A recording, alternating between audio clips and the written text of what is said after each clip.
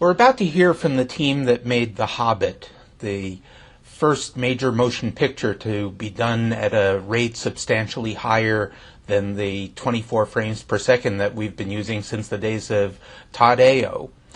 Now, is this 24 frames per second something that was developed specifically for some visual perceptual reason or some oral perceptual reason?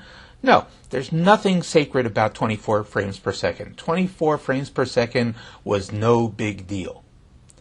Now, other frame rates had reasons. When Thomas Edison chose 46 frames per second, he thought that was the way that we saw things. We saw it 46 pictures per second. And when Wordsworth Donisthorpe selected between 6 and 8 frames per second, he thought that was the way that we perceived things. In the silent era, we shot at around 16 frames per second because it was a number that was high enough to create fusion. We could see motion sequences instead of individual pictures, and it was low enough to allow sufficient exposure and not cost too much in film. But projection, even in the silent era, was always faster than what was recorded, so people did move faster on screen, as we see today when we see silent movies. They projected it anywhere from about 21 frames per second to 27 frames per second to get rid of flicker and also to increase the number of shows they could do. TV, its frames were related to the power frequency, 2-to-1 interlace was related to flicker, 29.97 related to the color television system. ShowScan was based on perceptual testing. The BBC, the EBU, and NHK have done perceptual testing for their high frame rate systems. 24p is based on 24 frames per second film because it looks like film. But what about the original 24 frames per second? Well, the original 24 frames per second came from the Vitaphone system. That was the system that was used for the jazz singer. But it was not done for sound quality, even though there's a lot of people and a lot of literature that says it was.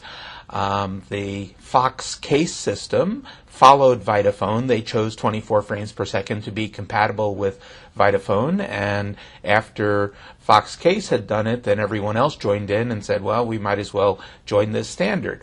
But why does it not have anything to do with sound quality? Well, look at the picture.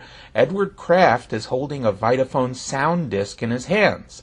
The sound came off a disc. That's what determined the sound quality. The disc was 16 inches wide and ran at 33 1/3 RPM, and that was the first time that discs moved at 33 1/3 RPM. Those characteristics determined the sound quality, but it didn't have anything to do with the projector speed. When there was sound on film, the spawnable case system, that actually operated at lower frame rates, like 85 feet per minute, which is less than 24 frames per second. Now, 90 feet per minute, which is 24 frames per second, was chosen by Stanley Watkins of Western Electric. The sound system needed a single rate. Didn't really matter what it was, but it had to be one rate so that the audio wouldn't go all over the place. So Watkins asked the chief Warner Brothers projectionist, Jack Keckley, about what rates people projected movies at. And Sam Warner and the Vitaphone president, Walter Rich, were in the room at the time. And he wrote in his autobiography, he told us it went at 80 to 90 feet per minute at the best first-run houses, and in the smaller ones, anywhere from 100 feet up, according to how many shows they wanted to get in during the day. After a little thought, we settled on 90 feet a minute as a reasonable compromise. 90 feet a minute for 4-perf 35mm film equals 24 frames per second.